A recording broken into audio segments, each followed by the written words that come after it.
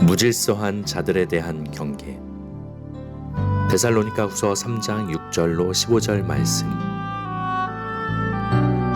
형제들아, 우리 주 예수 그리스도의 이름으로 너희를 명하노니 게으르게 행하고 우리에게서 받은 전통대로 행하지 아니하는 모든 형제에게서 떠나라.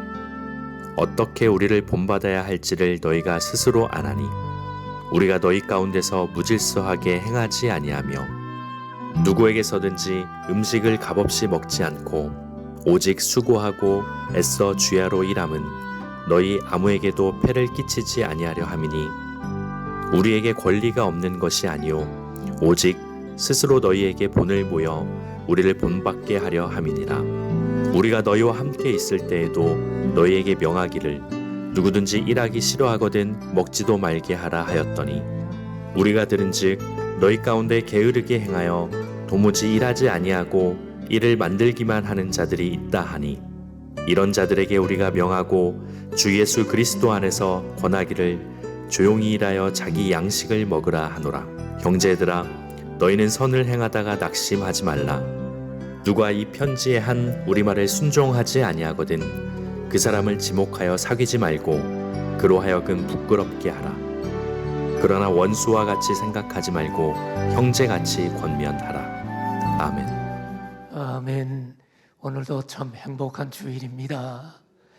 이른 아침에 주일을 구별하여 예배당에 나와 하나님을 경배하는 여러분, 또 이른 아침에 특별한 사정으로 인터넷을 열어 주님을 경배하는 여러분, 주님을 사랑하는 여러분들과 이 시간에 주님이 함께 계심을 믿습니다. 아멘. 자, 우리 주일날 예배는 데살로니가 후서를 강의하고 있지요.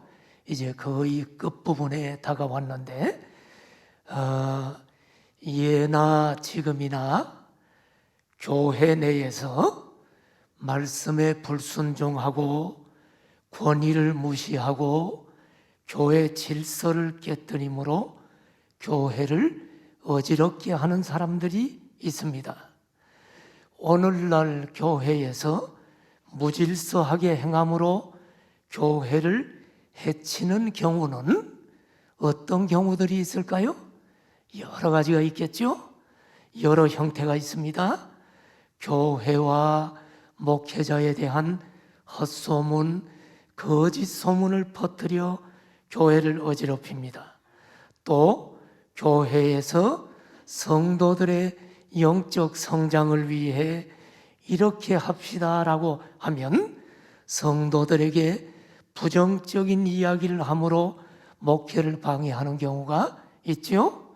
또 교인 상대로 장사하려고, 다단계 하려고, 돈 빌리려고 교회 다니는 사람들도 있습니다.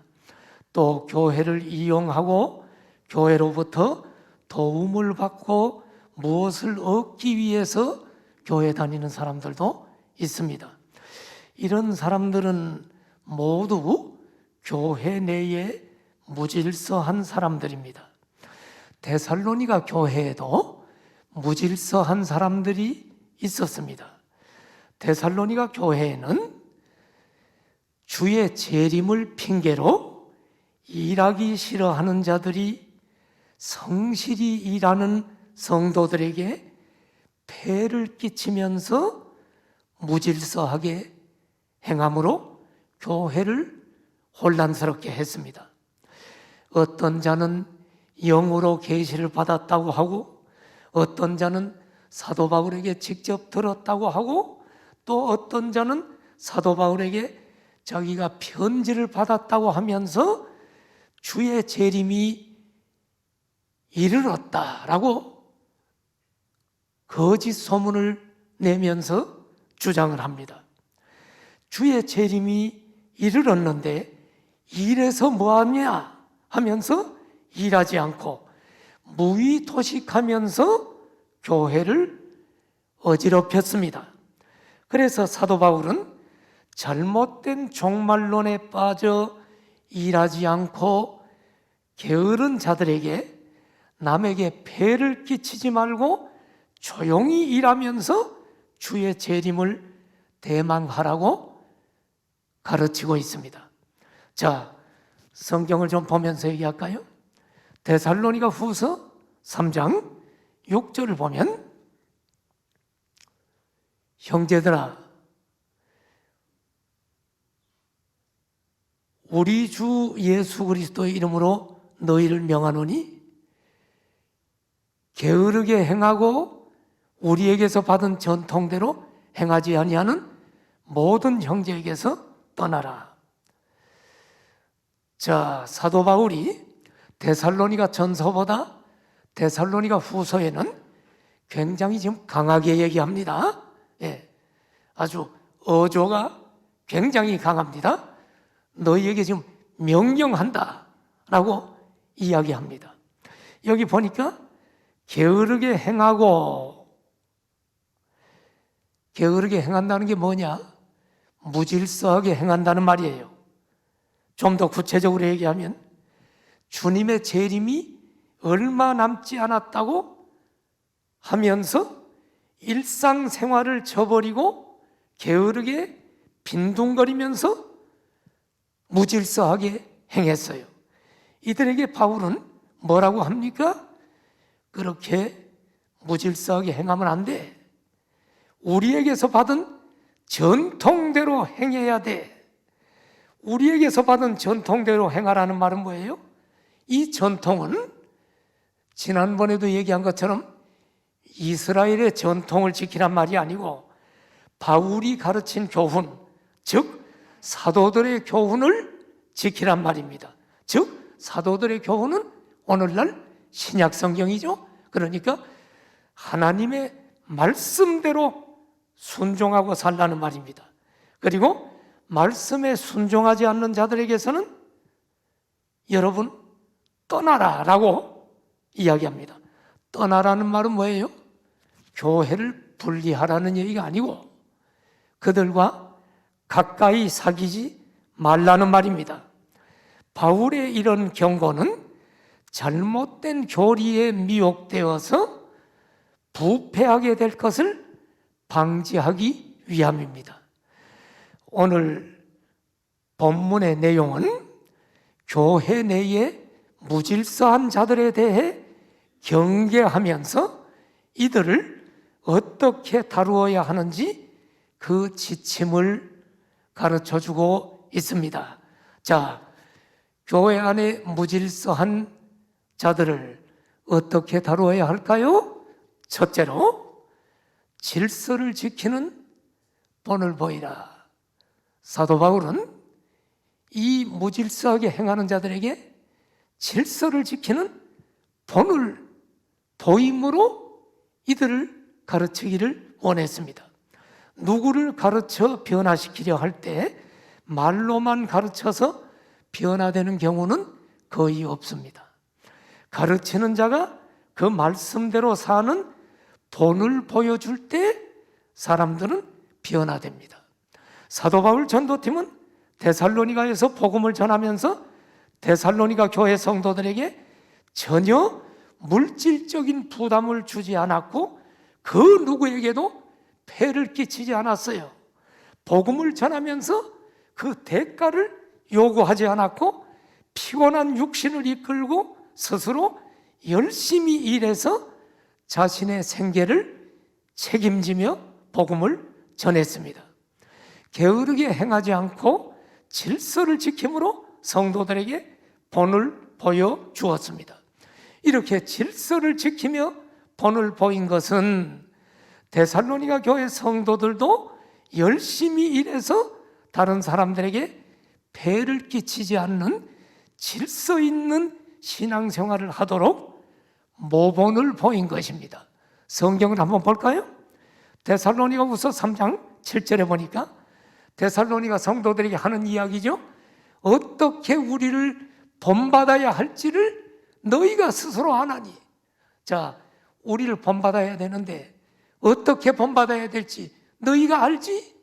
우리가 너희 가운데서 무질서하게 행하지 않았다. 예, 참된 그리스도인의 삶이 어떤 것인지를 본을 통해 보여줬다는 것입니다. 그 삶이 뭐예요? 무질서하게 행하지 아니하고 질서를 지키는 삶입니다. 그리스도인들은 질서를 지킬 줄 알아야 돼요. 그러면 구체적으로 바울 전도팀의 삶의 모습이 어떤 삶이었기에 질서를 지켰다고 하느냐? 그게 이제 그 다음 3장 8절 9절에 나타납니다. 3장 8절에 보면 사도 바울 전도팀은 질서를 지켰어.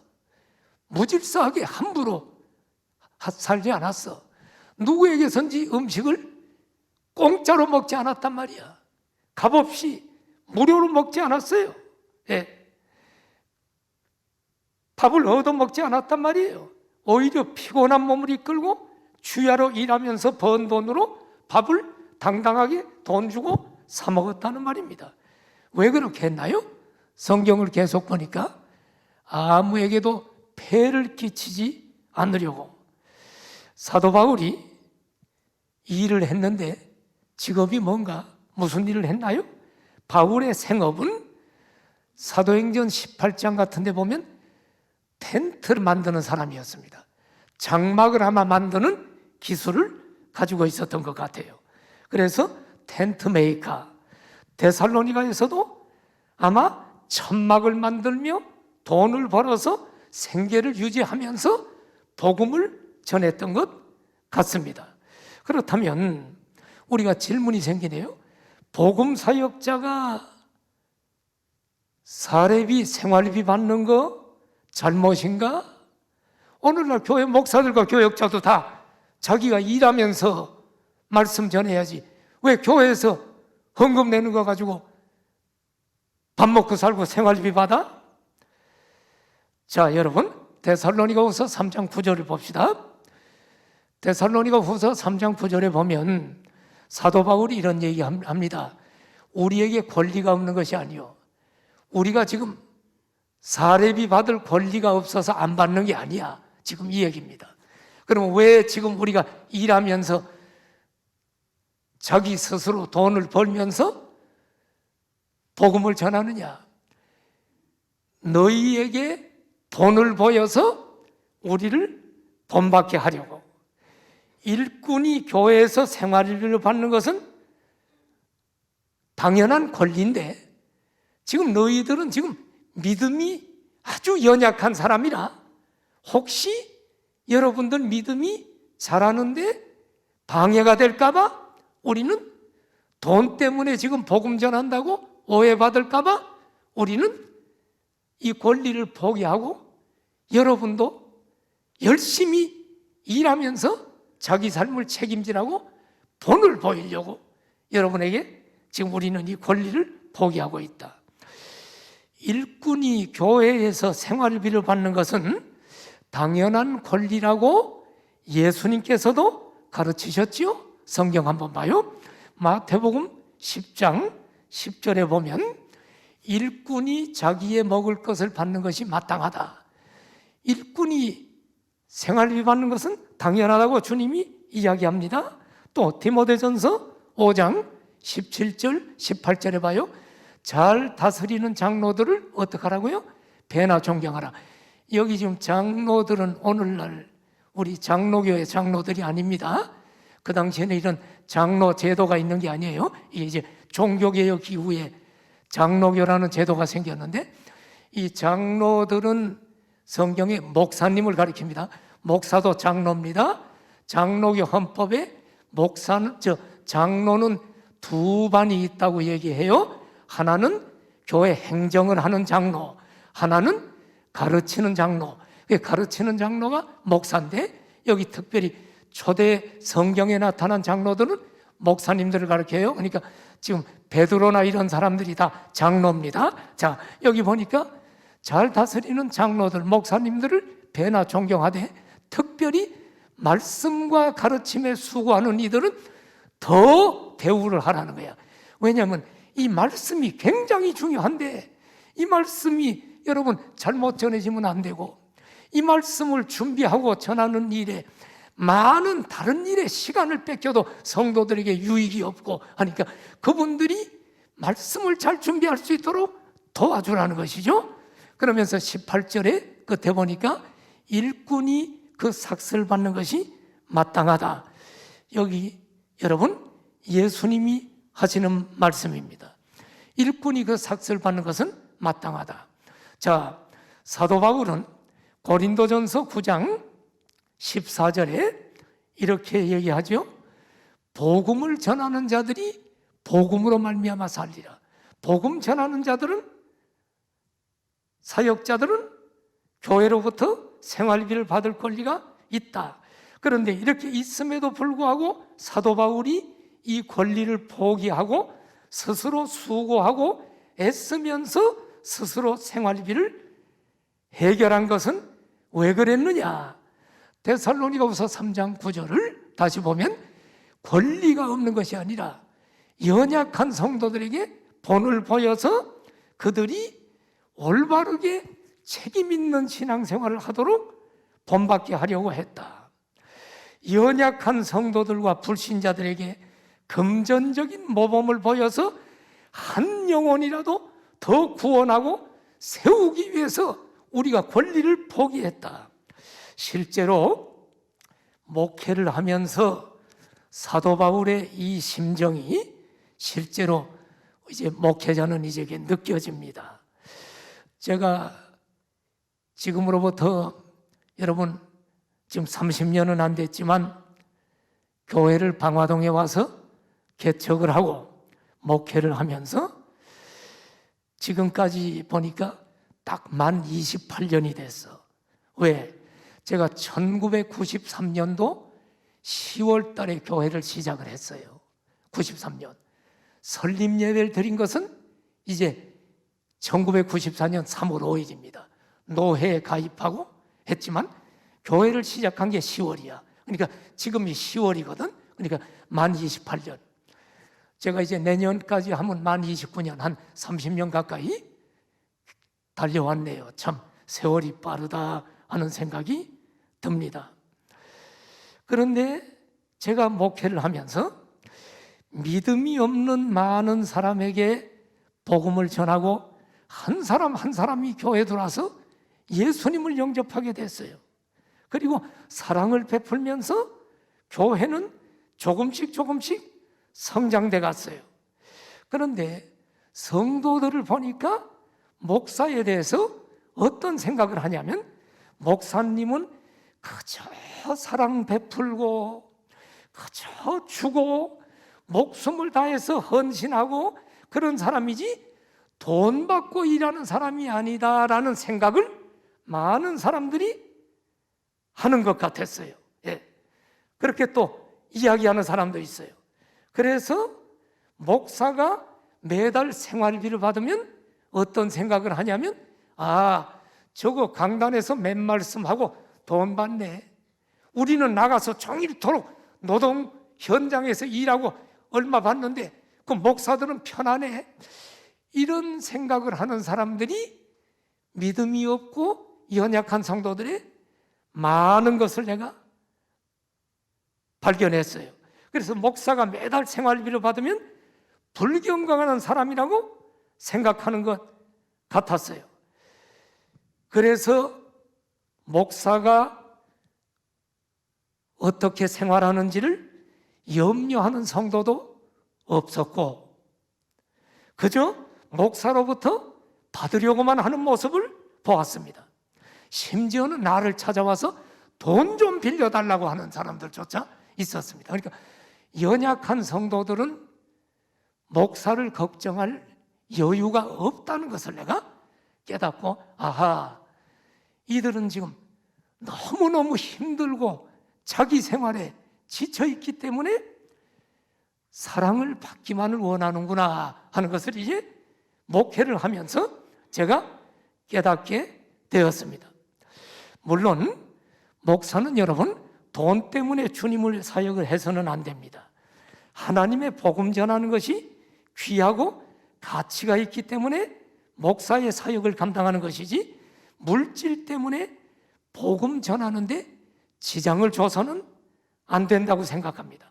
그러나 복음을 듣고 확실한 믿음에 서 있는 성도들은 하나님 나라의 선봉에 서 있는 목사가 영적 싸움에 지치지 않도록 물질적으로 영적인 기도로 후원하는 것이 마땅합니다. 지금은 교회가 여러분 한 30년 가까이 돼서 많이 성숙돼서 성도들이 지금은 목사인 저에게도 참 잘합니다마는 이전에는 목사님이 계속 줘야 돼. 그러면 뭐 내가 생활을 하는 게 경제적으로 어려워도 신기한 것은 뭐냐면 이제 성도들을 만나면 제가 떡볶이를 사주고 짜장면을 사주면 굉장히 좋아하는 걸 봐요. 목사님 돈도 없는데 뭐 사주는 이런 얘기 하는 사람을 한 사람도 못 봤어. 초창기에 하면서 심지어 뭐라고 하냐면 목사님 누구는 떡볶이 사주고 나는 안 사줘요. 그래서 또 그 사람을 사줘야 되는 걸 보고 아하, 목사는 그렇게 해야 되는구나 라고 저는 생각을 하고 뭐 달려오고 지금까지 했는데, 지금은 한 30년 되다 보니까 참 성도들이 나를 굉장히 많이 사랑하고 좋은 것 있으면 목사님 갖다 드리려고 하고 명절이 되면 정말로 여러 개를 가져와. 성도들이 한 수십 명이 내게 명절이 되면 뭘 이제 주는 경우가 있는데, 내가 그거를 다 내가 먹을 이유는 없죠. 내가 다 먹을 수도 없고. 참 나는 오랫동안 내가 하나 지키던 원칙이 있는데, 그게 뭐냐면 하나님, 내가 성도들을 영적으로 세운 성도가 있지만 우리 교회 성도들 중에는 다른 교회에서 다른 목사님이 전도해가지고 세워놓고 그리고 우리 교회로 온 분이 있어. 그럼 나는 그분에게 빚을 졌다라고 생각을 해.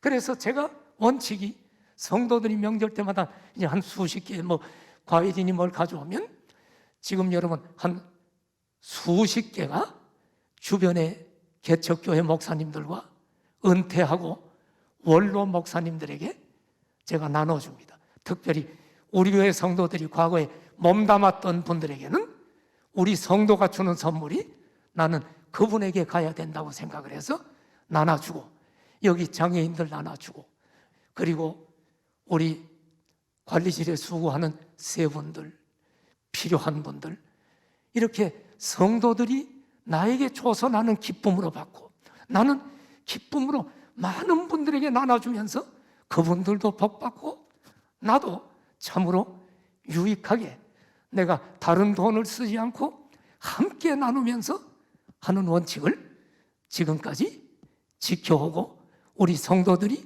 목사에게 그 사랑 베푸는 거 대단히 감사하게 내가 받으며 기도하고 있습니다. 자, 지금은 성도들이 많이 내게 잘 합니다. 지금은 뭐 이제 우리 코로나 때문에 인사를 안 오지만은 명절 때 우리 뭐 청년들이고 중고등부 쭉 인사 오면 거기다가 또 쫙 과일을 풀어야겠죠. 그러니까 여러분 그런 일에 좀 쓸 수 있고, 늘 어떤 우리 또 권사님은 내가 그걸 늘 나누는 걸 아니까 사람들이 오면 나눠주기 좋게끔 꼭 큰 박스로 막 한 2개씩 해가지고 저 뭡니까?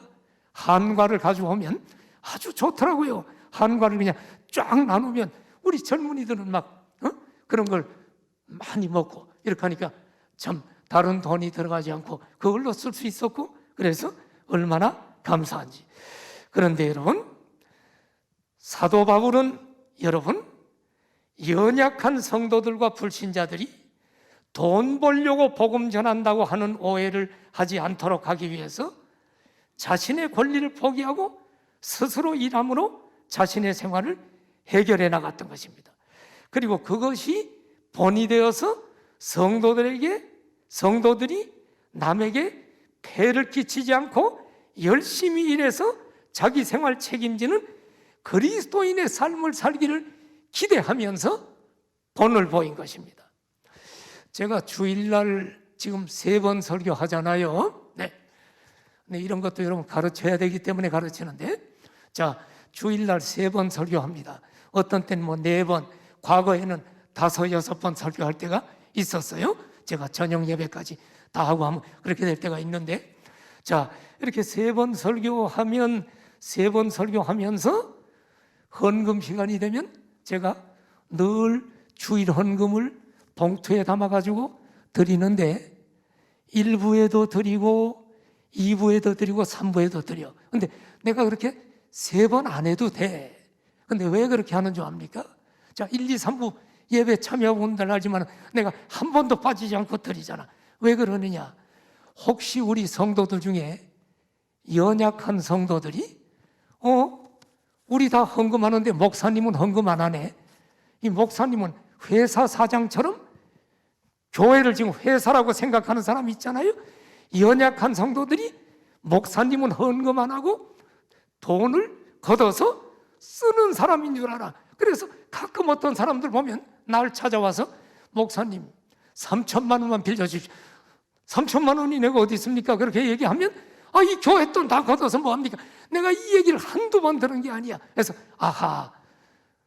성도들이 오해를 하면 안 되겠다. 그래서 내가 여러분 한 번만 해도 주일헌금 한 번 하면 되잖아요. 내가 11조부터 다 하니까. 그런데 왜 1, 2, 3부에 주일헌금을 봉투에 넣어서 3번을 하느냐? 행여나 한 사람이라도 연약한 성도들이 목사님은 헌금 안 하는 것처럼 보여서 믿음이 실족할까 봐 제가 지금까지 모든 예배를 헌금을 드리는 것을 지켜왔습니다. 아마 사도 바울이 그런 심정이 아니었는가 봅니다. 권리가 있었지만 포기하고. 사랑하시는 여러분, 연약한 성도들을 우리는 늘 생각해야 돼요.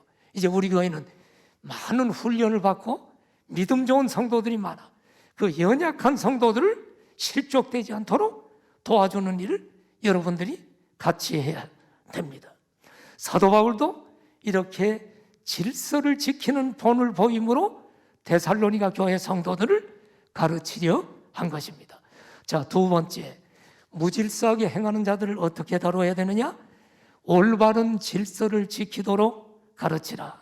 무질서한 자들을 가만히 내버려 두는 것은 사랑이 아닙니다. 성경의 가르침에 어긋나게 행동하는 것은 분명히 잘못된 것임을 지적을 해줘야 되고 올바른 질서를 지키도록 가르치고 지도해야 될 것입니다. 데살로니가후서 3장 10절을 보십시오.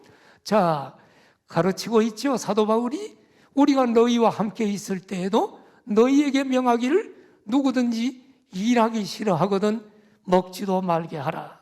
사도 바울 전도팀이 데살로니가에서 성도들과 함께 있을 때 분명히 가르치고 명령했어요. 노동은 신성한 것이다. 일하기 싫어하면 먹지도 말게 해야 돼. 노동은 신성한 하나님 명령이고 하나님께서는 게으른 자를 싫어하신다. 열심히 일하는 자가 복되다.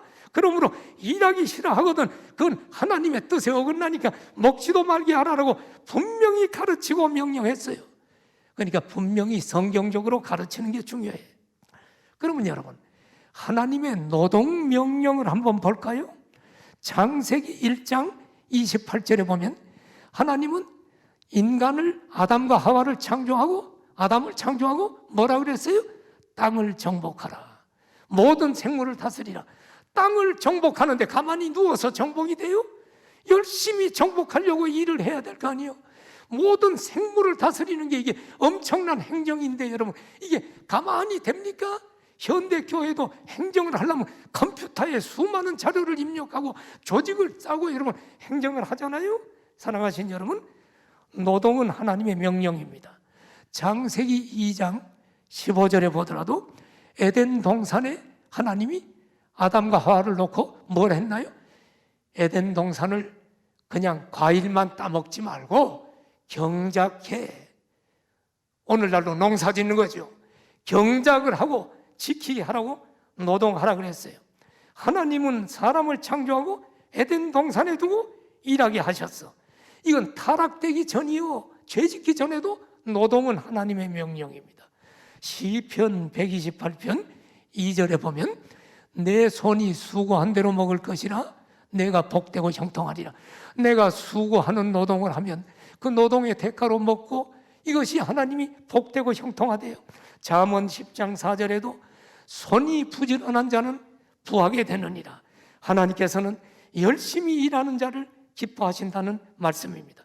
그런데 데살로니가 교회 성도들 중에 일부는 예수님께서 이미 재림하셨다라고도 주장을 하고, 또 어떤 사람은 예수님의 재림이 바로 눈앞에 다가왔다고 하면서 일을 포기하고 직장을 다 때려치고 놀고 먹으면서 다른 사람에게 붙어서 폐를 끼침으로 교회를 혼란시키는 무질서한 행동을 했단 말이죠. 그래서 여기 일하기 싫거든 먹지도 말게 하라고 했어요. 이 말은 육체가 연약하거나 병든 몸을 가진 사람을 가리키는 게 아닙니다. 육체가 연약해서 일 못하는 사람에게 하는 얘기가 아니에요. 육체가 연약하면 일을 할 수가 없어요. 여기 일하기 싫어하거든 이란 말은 일을 할 수 있는 사람이 일을 하지 않고 다른 사람들로부터 도움을 받는 것을 당연히 여기고 교회를 혼란시키는 무질서한 사람들을 지금 향해서 하는 말입니다. 일하지 않고 남의 것을 받는 것, 당연하게 여기는 것, 잘못된 삶입니다, 여러분. 구제는 게으른 자를 구제하는 게 아니에요. 일할 수 없는 사람을 구제하는 겁니다. 불가피하게 어렵게 생활을 어렵게 사는 사람을 구제하는 거지, 일할 수 있고 다 하는데 게으른 사람을 구제하는 것은, 그거는 여러분 구제하는 것 자체가 죄입니다. 제가 옛날에 어떤 분이 이런 얘기 하더라고요. 목사님, 우리 사위는요 예수님 믿고 얼마나 변한지 몰라요. 직장도 다 때려치고 매일 교회 가서 봉사해요. 그거 좋은 게 아닙니다. 직장 다 때려치면 다른 사람이 희생해야 되잖아. 자식들 교육은 어떻게 해? 그럼 남에게 돈 빌려야 되잖아. 폐를 끼치게 되잖아. 이게 믿음이 좋은 게 아니에요. 교회만 와서 사는 게. 예배라는 게 이렇게 예배만 드린다고 예배가 아니고, 우리 오늘 예배 드리고 월화수목금토 삶의 현장에서 하나님을 경외하는 마음으로 빛과 소금이 돼서 영향력 있는 삶을 사는 것이 산제사요. 이게 지금 삶의 예배야. 그런데 오늘날 한국 교회 교인들은 주일 예배와 예배는 드리면서 삶의 예배가 없잖아요. 이것은 잘못된 것입니다, 여러분. 자, 데살로니가후서 3장 11절 봐. 이 무질서한 자들은 일은 하지 않고 일을 만들기만 해. 그러니까 몸이 건강해. 건강한 몸으로 일해야 되는데 일은 안 하고 건강한 몸으로 다니면서 교회를 무질서하게 하게 하고 일 만드는 일에 그 에너지를 사용하는 거야. 데살로니가 교회 성도들 중에 무질서하게 행하는 이 게으른 자들은 그들의 생계를 유지하기 위해서 일은 해야 되는데 하지 않고 이곳저곳 다니면서 뭐 하는 줄 압니까? 주님 재림이 임박했는데 그렇게 열심히 일해서 뭐에 김집사, 박집사, 주님 재림하면 뭐 그 돈 저금통 다 소용없어. 그거 가지고 좀 나눠주고 좀 밥도 좀 사고 이러면서 성도들의 신앙을 혼란시켰단 말이죠. 네? 열심히 일하면서 주님 재림 기다리는 성도들에게 신앙적으로 해를 끼쳤어. 그러니까 교회가 지금 잘못돼 가고 있는 거예요. 그래서 교회 내에 혼란이 야기되고 연약한 성도들이 미혹되는 일이 벌어진 거야. 이 일을 때려치고 이런 일이 벌어지니까 바울은 지금 굉장히 지금 이래서는 안 되겠다. 교회가 지금 이러면 무너지겠다 해서 12절에서 이렇게 명령하고 권하고 있는 것입니다. 데살로니가서 3장 12절 봐요. 이런 자들에게 우리가 명령한다. 지금 데살로니가 후서는 지금 굉장히 사도 바울이 언어가 강해요. 명령한다. 주 예수 그리스도 안에서 권하기를 조용히 일하여 자기 양식을 먹으라. 잘못된 종말 사상에 흔들리지 말고 흥분을 가라앉히고 조용히 자기 손으로 열심히 일해서 남에게 폐를 끼치면 안 돼 라고 지금 권하고 있습니다. 사도 바울은 이렇게 교회를 어지럽히는 무질서한 자들에게 노동에 대한 성경의 바른 진리를 가르쳐주고 질서를 지키도록 권하고 있는 것입니다. 자, 교회 무질서한 자들을 어떻게 다루어야 할까요? 세 번째, 질서를 지키는 자들이 낙심하지 않게 해야 돼. 교회에서 무질서하게 행하고 교회를 혼란시키는 사람들을 바르게 가르치고 지도해야 되지만 동시에 교회에서 질서를 지키며 바르게 신앙생활하는 자들이 흔들리지 않도록 격려해 주는 것이 필요합니다.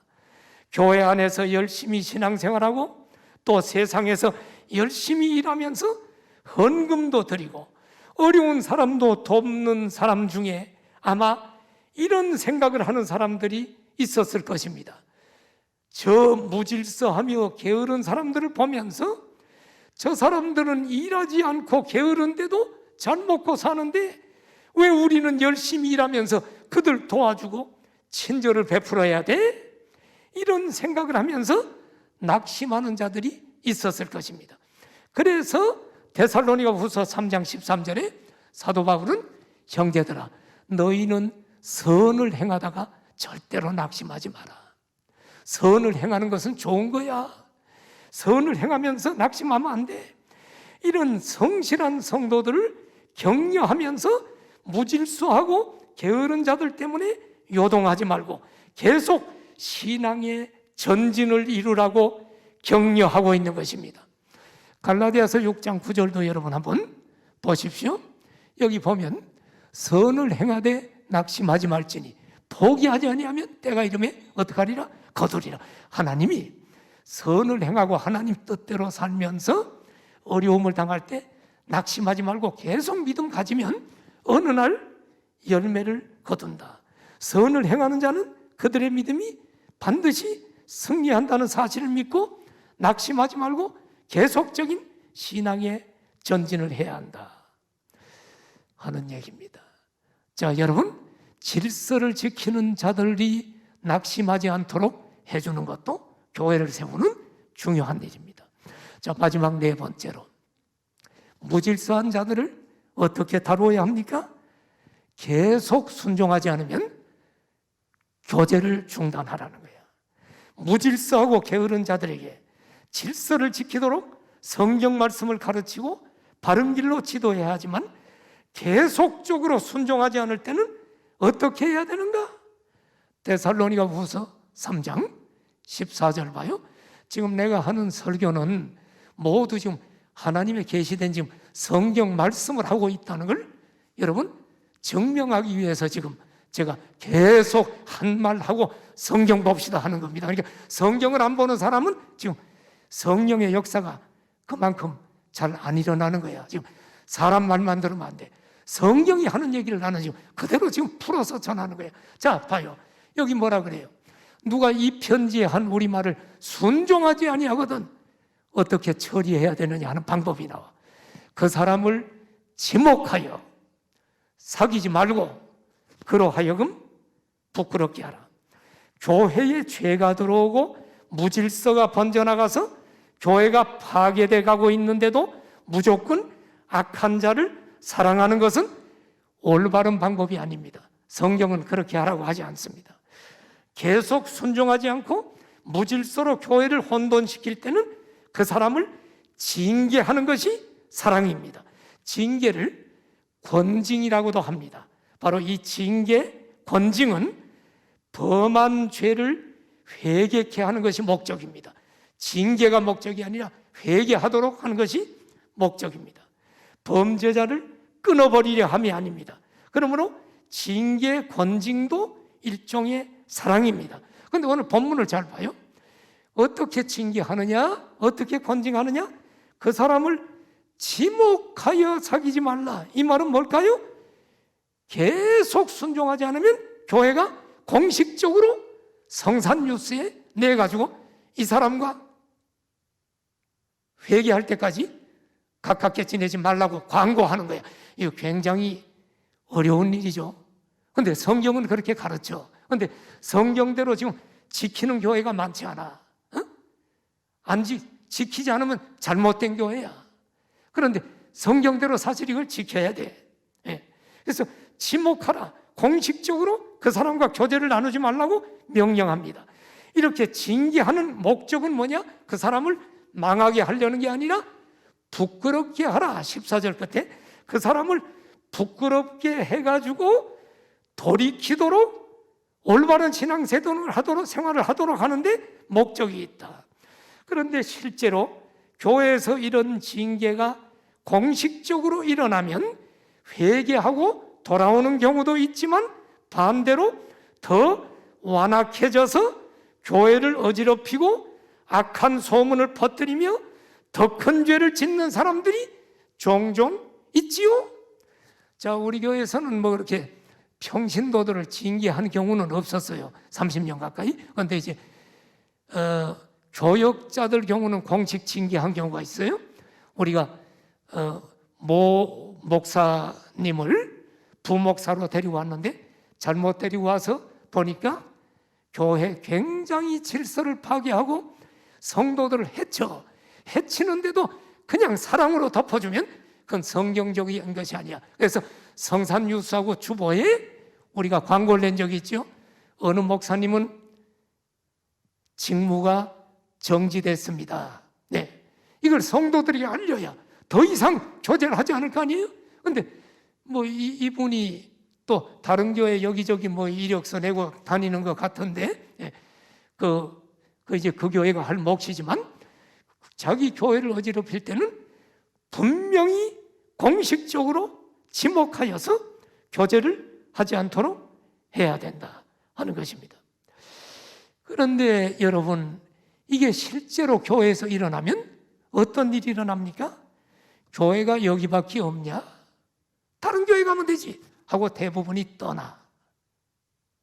그런 사람들이 우리 교회도 과거에 한두 명이 있었어.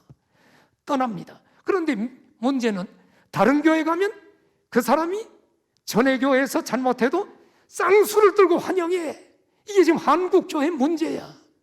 이게 지금 잘못된 거예요, 지금 한국교회가. 여러분, 그래서 교인 한 사람 늘었다고 환영하는 것이 오늘날 현대교회 문제입니다. 그러면 여러분, A라는 교회에서 교회를 어지럽히고 죄 지은 사람이 B라는 교회 가서 충성 봉사하면 죄가 없어질까? 자, 오늘 중요한 거 가르칩니다. 잘 들으세요. A라는 교회를 어지럽히고 죄를 진 사람이 교회가 여기밖에 없나고 B라는 교회 가면 죄가 없어지는가? 성경 봅시다. 마태복음 16장 18절 19절에 주님이 이렇게 얘기합니다. 베드로에게 하는 얘기죠. 베드로야, 내가 이 반석 위에 뭘 세운다고? 내 교회를 세우겠다. 교회에는 음부의 권세가 이기지 못한다. 그러면서 19절에 내가 천국 열쇠를 너에게 주리니 네가 땅에서 무엇이든지 매면 하늘에서도 매일 것이요 네가 땅에서 무엇이든지 풀면 하늘에서도 풀리리라. 자, 이거 잘 해석해야 돼. 천국 열쇠를 베드로에게 준 게 아니요. 베드로가 무슨 열면 열리고 닫으면 닫죠. 이 천주교에서 오신 분들 우리 많은데 천주교는 지금 잘못 생각해요. 베드로가 일대 교황이라고, 교황이 천국 열쇠 가지고 있다 그래서 교황의 권세가 막강한데 이거 잘못된 거예요. 이거 종교개혁 우리가 일어났잖아요. 여기 천국 열쇠를 준다는 것은 18절에 교회라는 말을 봐야 돼. 교회에 준 권세가 천국 열쇠야. 베드로에게 준 게 아니야. 베드로에게 내 교회를 세우겠다. 주님의 교회를 세우고 천국 열쇠를 교회를 줬어. 그러니까 교회가 매면 하늘에서도 하나님이 매요. 교회가 풀면 하늘에서도 풀려. 그러니까 천국 열쇠는 베드로에게 주는 권세가 아니고 교회에 주는 권세인데 교회가 여러분 매면 매이고 풀면 풀려. 그러므로 A라는 교회에서 죄 짓고 풀리지 않은 채 B라는 교회 가서 충성해도 그 사람은 A라는 교회에서 문제를 풀지 않으면 하늘에서 영원히 풀리지 않아서 죽은 후에 하늘나라 가면 깜짝 놀랄 일이 일어난단 말이야. 나는 B라는 교회에서 충성했는데 왜 상급이 없으니까? 없어. A라는 교회와 풀지 않았기 때문에, 교회에 준 권세가 풀리지 않았기 때문에 죄 문제 풀리지 않은 채 하나님 앞에 서게 된다. 그런데 제가 여의도에 어느 이제 큰 교회가 있죠. 그 교회에 내가 어느 장로님을 하는데 이분이 교회에 권징을 당했는데 이분은 마지막까지 회개하면서 권징이 풀어진 사례가 있어. 이 장로님을 나하고 내가 잘 알아요. 그런데 어떤 일이 있었냐면 그 교회 어느 권사가 예언의 은사를 받았다고 하면서 예언을 하다 보니까 많은 교인들이 교회 목사님 설교 듣는 게 아니라 그 권사에게 예언 받으러 다녀요. 그런데 그 예언이 기가 막히게 맞는 거야. 막 내일 일어날 일을 마치고 이러니까 수많은 성도들이 지금 그 예언 은사를 받으러 다녀요. 그런데 내가 아는 그 장로님이 교인들을 수없이 이끌고 예언하는 권사에게 예언 받아보라고 데리고 다닌 거야. 그래서 교회 여러 성도들이 목사님 중심으로 말씀 듣고 교회 봉사하는 게 아니라 예언 받으러 다니는 사람들이 교인에 많아졌어요. 이것이 담임 목사님과 교회에 이 이야기가 들어갔어. 그래서 교회가 회의를 해가지고 그 장로님을 권징을 했어요. 일정 기간 직무를 정지하도록 정직 명령을 내리고 교회에 광고를 했어요. 그 장로님이 그 큰 교회 맞은편에서 식당을 운영하고 있었는데 그 장로와 교제하지 말아라. 교제하는 성도들은 교회 명령을 어기고 교제하는 성도들도 징계의 대상이 된다. 광고를 딱 한 번 했는데 그 이후로 주일날 여러분 그 교회 앞에 식당이 많아요. 상가 식당마다 자리가 없이 막 줄 서요. 왜냐하면 점심때 밥 먹으려고. 그런데 신기한 게 그 옆에 식당은 바글바글한데 이 정직 징계를 받은 이 장로님 식당은 파리가 날리는 거야. 내가 이걸 보고 깜짝 놀랐어. 야, 성도들이 교회에서 담임 목사님이 한마디 하니까 그 권위에 순종하는구나. 그러면서 내가 저 사람들은 복받을 사람이구나. 내가 이런 생각을 했습니다. 그런데 여러분 그 정직 명령을 내리고 난 몇 개월 후에 이 장로님은 눈물로 회개하면서 자신이 영적으로 무지해서 교회 질서를 어기고 교인들 데리고 예언 받으러 다니므로 교회를 장로로서 어지럽혔다고 회개하면서 교회 앞에 공식적인 회개를 했습니다. 그리고 정직된 직분이 다시 회복되었습니다. 참 아름다운 결과를 맺은 것이죠. 자, 오늘 본문 말씀처럼 순종하지 않는 자와의 교제를 중단시키는 것은 그를 망하게 하려는 목적이 아니라 부끄럽게 함으로 회개하고 돌아오게 하기 위함입니다. 그래서 권징은 일종의 사랑이라는 말입니다. 그래서 오늘 마지막 절 데살로니가 후서 3장 15절 봅시다.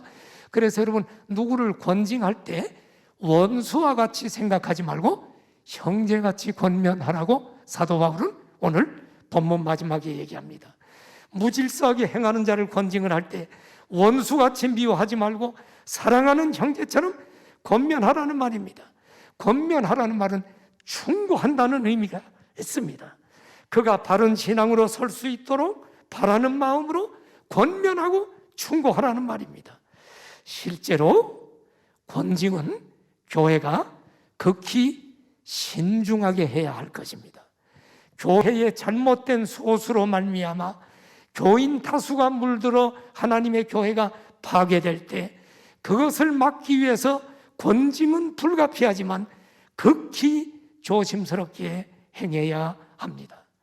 일부 사람들의 무질서를 권징하다가 교회가 긴 시간 동안 어려움을 겪는 경우를 도처에서 지금 보게 됩니다.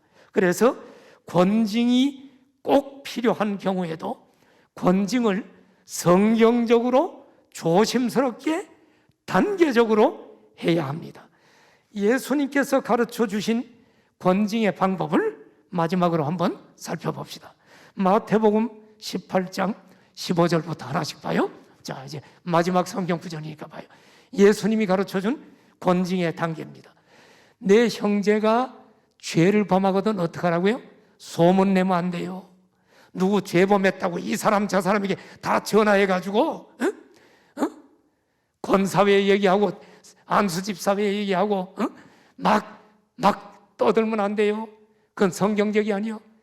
1대1로 너와 그 사람만 상대해서 집사님 이런 것은 하나님이 기뻐하지 않는 죄 아닙니까? 중단하세요. 권고하라는 거야. 1대1로. 지금 아무도 모르니까 나만 알고 있는데 내가 얘기 안 할 텐데 이제 하지 마시고 하나님께 회개하고 돌아보세요. 1대1로 권고하라. 이게 주님이 가르쳐 준 거야. 그 다음에 16절 보니까 만일에 1대1로 했는데도 듣지 않는다? 그러면 한두 사람을 데려와서 증인이 있어야 되니까 두세 증인의 입으로 그 사람을 확증해야 돼. 내가 얘기하면 저 사람이 거짓말로 했다 그러면 같이 복잡해지니까 증인이 있어야죠. 두세 사람이 입으로 확증해야 돼. 그래도 듣지 않으면 17절에 주님이 가르쳐 준 거예요. 할 수 없이 이 사람이 이런 죄를 졌다라고 교회에다 얘기해서 교회가 그 사람을 치리해야 돼.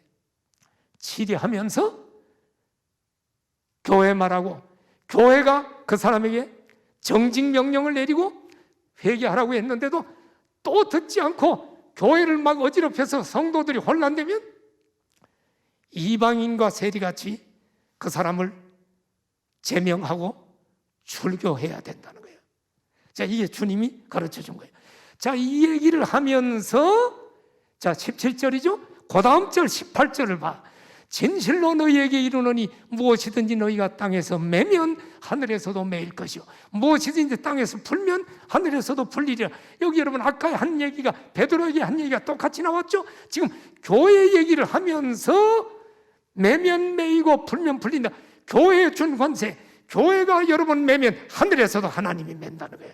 그리고 교회가 풀면 하늘에서도 풀린다. 여기도 여러분 교회의 권세를 말하고 있습니다. 그러면 어느 교회에서 죄 짓고 풀리지 않은 채 뭐 교회가 여기뿐이야? 여기 내가 평생 있을 필요가 뭐 있어? 하고 가더라도 하나님 앞에 서는 날 너는 안 풀렸다라고 하는 이 엄청난 사건이 나타난다. 우리가 바르게 신앙생활해야 된다. 우리 교회 헌법에도 보면 잘못을 행하는 자들을 건징할 때 우리 헌법에 순서가 있는데 그 순서가 뭐냐? 먼저 권면하고 책망하고 그래도 듣지 않으면 수찬정죄합니다. 성찬식에 참여하지 못하도록 합니다. 그리스도의 몸의 한 지체가 아니니까 수찬정죄하고 그래도 듣지 않으면 마지막에 제명 출교하도록 돼 있어요. 제명 출교는 종시 회개하지 아니하는 자에게 합니다. 이것이 신앙의 선배들이 성경적이라고 깨닫는 권징의 순서입니다. 교회가 권징을 바르고 성실히 행할 때 건강한 교회가 될 것입니다. 그래서 종교개혁자 존 칼빈은 권징은 교회의 힘줄이다 라고까지 말했습니다. 말씀을 맺겠습니다. 성도 여러분, 우리 그리스도인들은 하나님의 말씀을 바로 배워서 성경대로 바르게 순종하며 살아야 될 줄 믿습니다. 그것이 교회를 세우며 질서 있는 삶입니다. 오늘 데살로니가 교인들처럼 주님의 재림에 대해서 흔들리면 안 돼. 우리는 바르게 배워야 돼. 재림의 때와 시기는 알 수 없기 때문에 주님 재림하는 그 순간까지 우리는 최선을 다해서 열심히 일하고 자기 책임을 다하며 살아야 될 줄 믿습니다. 선을 행하며 낙심하지 말고 끝까지 변함없는 믿음으로 하나님 앞에 서는 날까지 믿음으로 전진하면 하나님 앞에 서는 날 큰 복을 누릴 것을 믿습니다. 끝까지 믿음으로 승리해서 우리 천국의 복을 다 누리는 복된 성도 되어지기를 축원합니다. 고개 숙여 기도합시다. 우리 함께 기도해요. 참 우리 교회 하나님이 오늘까지 귀하게 사용하시고 우리 교회가 건강한 교회로 세워져 왔습니다. 하나님 우리 교회에 붙으셔서 우리 교회 마지막까지 하나님 아버지 하나님이 기뻐하는 교회, 건강한 교회, 질서 있는 교회로 우리 성도들이 다 하늘에서 복을 누리는 교회가 되게 하여 주시옵소서. 우리가 간절히 기도합니다. 할렐루야. 하나님 아버지 우리 교회 오늘까지 인도하여 주심을 감사합니다. 우리 교회가 하나님 마지막 하나님 앞에 설 때까지 복된 교회 되도록 우리 성도들 다 하나님 말씀에 순종하고 질서 있게 바르게 성경 말씀대로 순종하여 하나님께 영광 돌리는 아름다운 교회 되어서 세계 선교하고 땅끝까지 복음 전하고 주의 영광 위에 살며 최선을 다해 아버지 하나님 책임 있는 삶을 삶으로 하나님 앞에 서는 날 칭찬 듣는 모든 성도들이 되게 하여 주옵소서. 예수님의 이름으로 기도드립니다. 아멘.